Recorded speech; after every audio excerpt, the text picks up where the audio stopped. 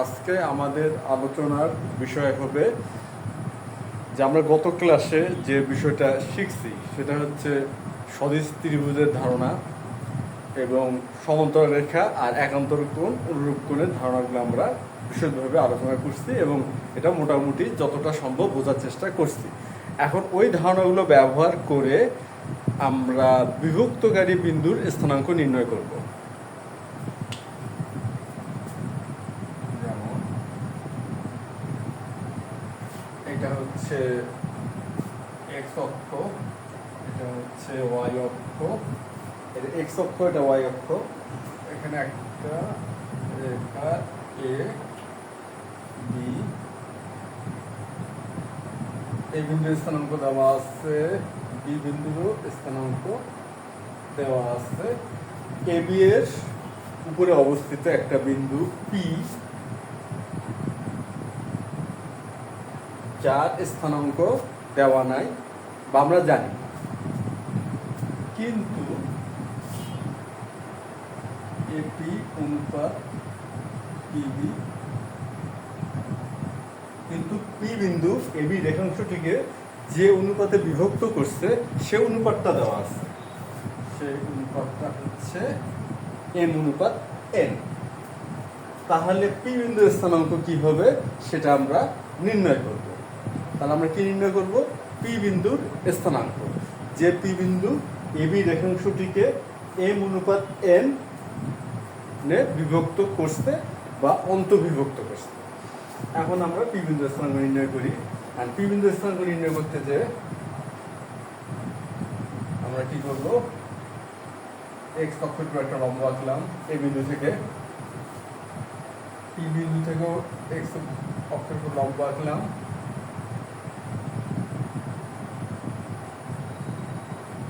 P বিন্দু থেকেও x অক্ষের উপর একটা লম্ব আঁকলাম। আমরা কি করলাম? এ পি বি এই তিনটা বিন্দু থেকে এক্স অক্ষের উপরে যথাক্রমে এই পি এফ এবং বিএইচ লম্ব আঁকলাম। তারপর এ বিন্দু থেকে পি এফ এর উপরে একটা লম্ব আঁকলাম, আর পি বিন্দু থেকেও বিএইচ এর উপর আরেকটি লম্ব আঁকলাম।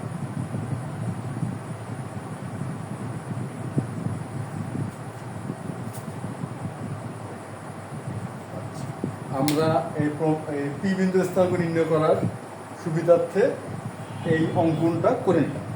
এই চিত্রটা আমাদের এখন কমপ্লিট হচ্ছে।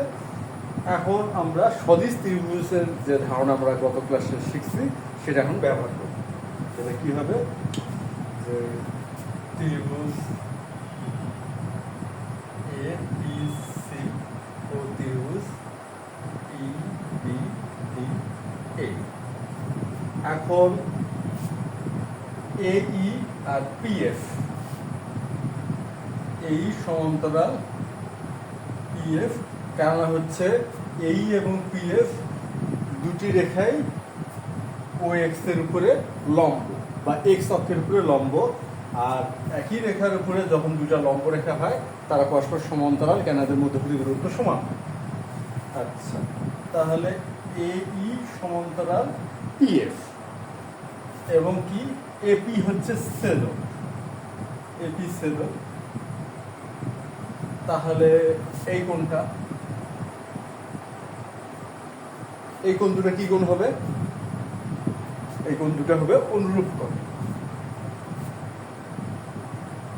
এখন তাহলে আমরা বলতে পারি পিএসসি আর বিপিডি এই দুটো হচ্ছে অনুরূপ কোণ। আর এখানে একটা জিনিস আমরা দেখতেছি যে এটাও 90 ডিগ্রি, এটাও 90 ডিগ্রি, তাহলে এই কোণ দুটো সমান। তাহলে আমরা অবশ্যই আমরা বলতে পারবো যে অবশিষ্ট যে কোণটা, এই কোণ এবং এই কোণটা সমান। এখন আমরা সদিশ মান করি। কোণ পিএসসি সমান সমান কোণ পিবিডি অনুরূপ কোণ, কোণ পিসিএ সমান সমান কোণ পিডিবি প্রত্যেকের এক সমকোণ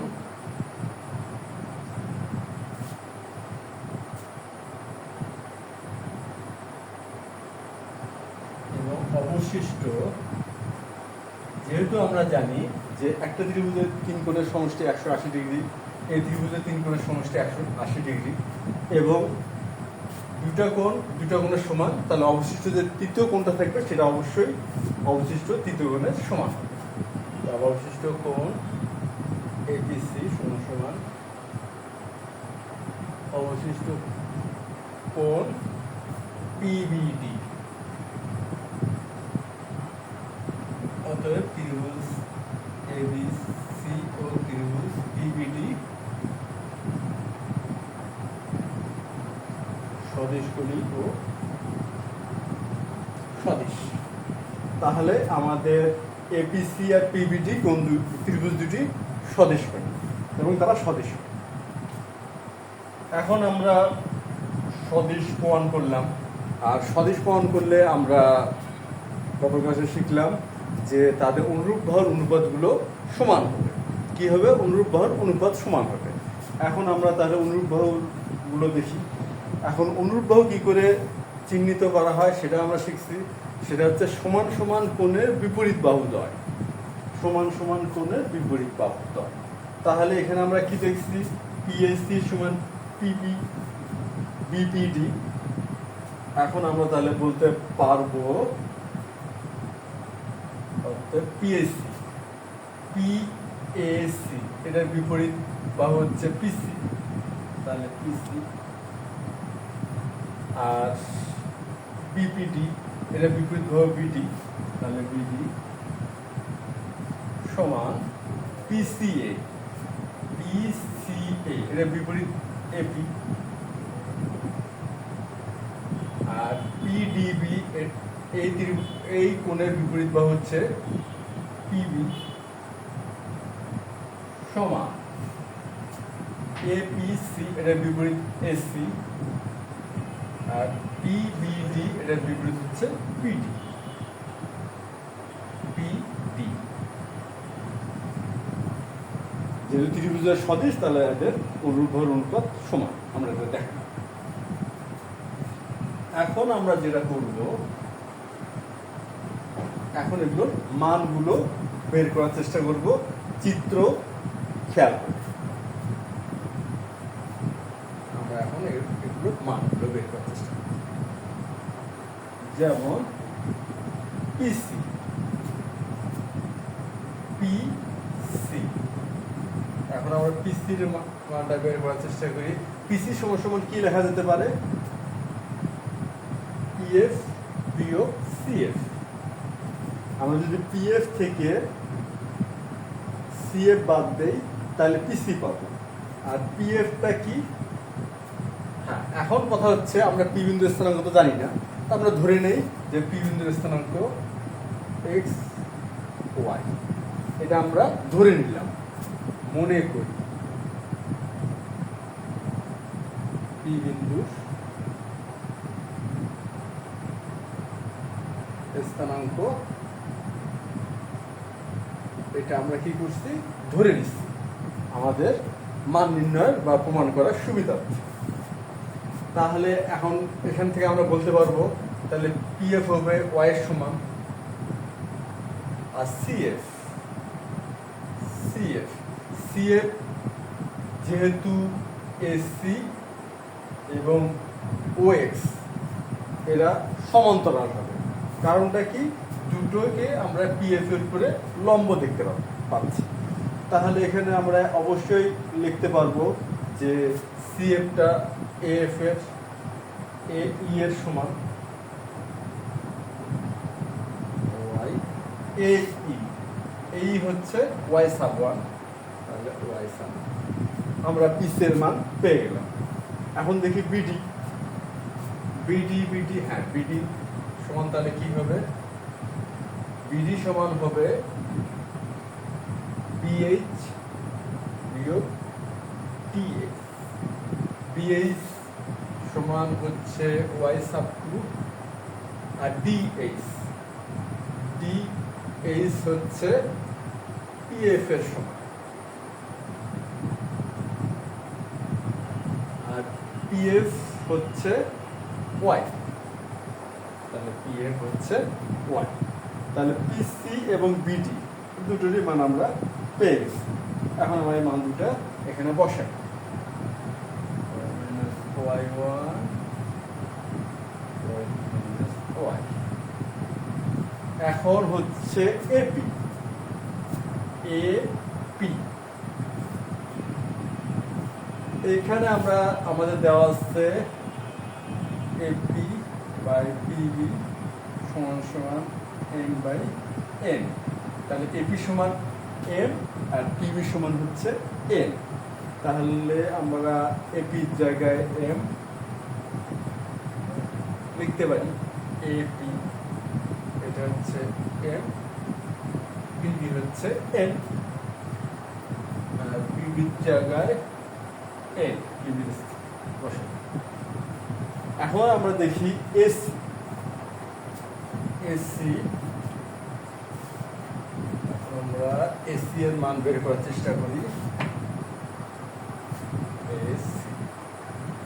এসি সমান হচ্ছে ইএফ,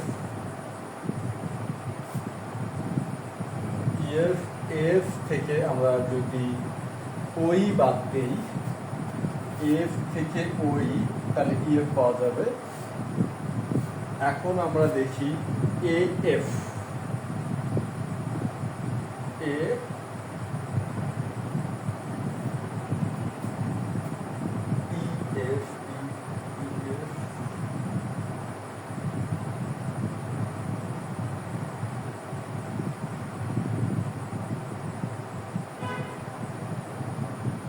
এটা হচ্ছে ওএফ বিয়োগ ওই, ওএফ থেকে ওই বাদ দিলে ইএফ পাওয়া যাবে, ইএফ হচ্ছে এস এর সমান।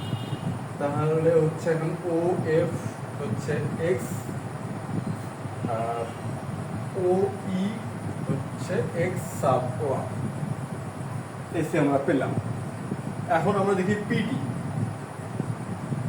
পিডি পিডি সমান হচ্ছে এফ এইচ, আর এফ এইচ সমান আমরা লিখতে পারবো ও এইচ বিয়োগ ও এফ। এখন আমরা দেখি ও এইচ যেটা কিনা এক্স সাব, আর ও এফ এক্স, আমরা পিডিও মান পেয়ে গেলাম। এখন আমরা এখানে বসাই x minus x sub one x two minus x, তাহলে আমরা এখন পেয়ে গেলাম মান। এখন আমরা যদি এখানে একটা খেয়াল করি, তিনটা পরস্পর সমান, এই তিনটা রাশি। এখন আমরা ওয়াই মান বের করার সুবিধার্থে প্রথমটা সমান দ্বিতীয়টা ধরতে পারি, আর এক্স এর মান বের করার সুবিধার্থে দ্বিতীয়টা সমান তৃতীয়টা ধরতে পারি। তাহলে এখন আমরা ধরতে পারি y minus y one y two minus y সমান এন বাই এন, এবং x minus x sub one x two minus x সমান এন বাই এন, আমরা এটা লিখতে পারি।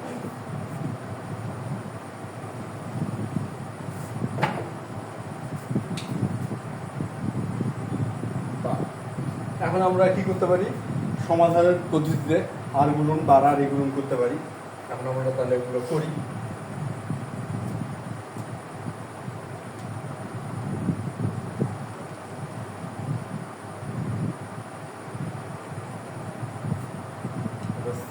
চেঞ্জ করি আমরা,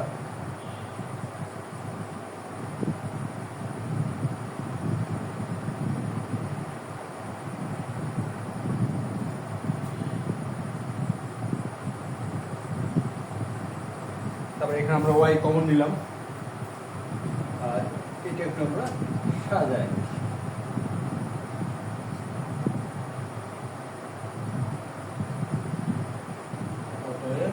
ওয়াই সমান সমান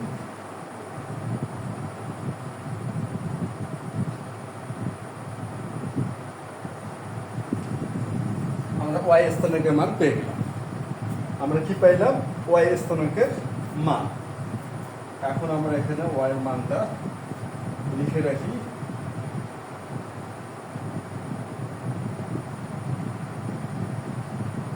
এখন এক্স স্থানাঙ্কের মান বের করার চেষ্টা করি।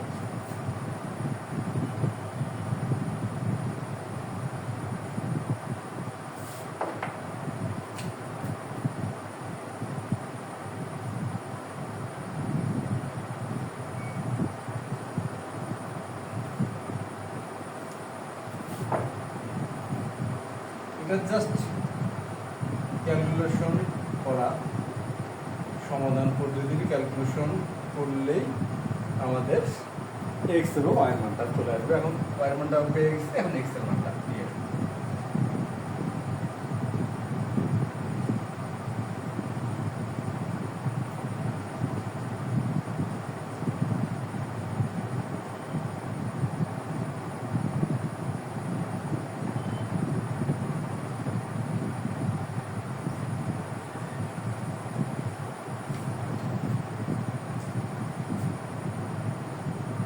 আমরা এক্স এর মানটা পেয়ে গেলাম।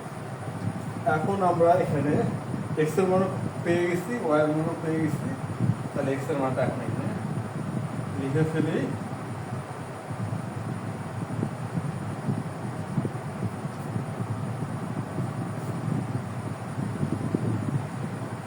এখন আমরা দেখি, আমরা এখানে প্রথমে ধরে নিয়েছিলাম পি বিন্দুর স্থানাঙ্ক এক্স ওয়াই, তবে আমরা এখন পি বিন্দুর স্থানাঙ্ক লিখতে পারবো।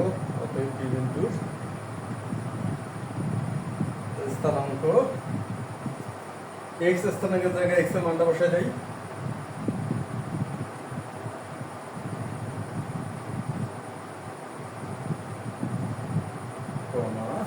ওয়াই স্থানাঙ্কের জায়গায় ওয়াই।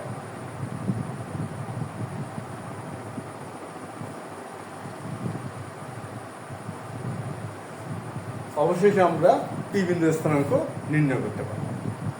তাহলে এখন এখানে আমরা কি দেখতে পারলাম?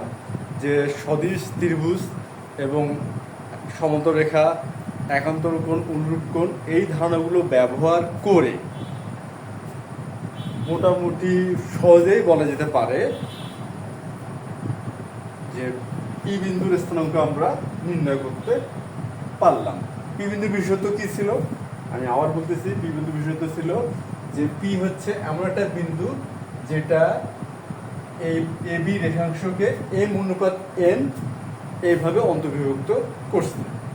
সেই পি বিন্দুর স্থানাঙ্ক আমরা নির্ণয় করতে পারলাম। আশা করতেছি যে তোমরা অবশ্যই এই বিষয়টা বুঝতে পারছো এবং স্থানাঙ্ক জ্যামিতিতে খুব সহজে এটা তোমরা ব্যবহার করতে পারবে।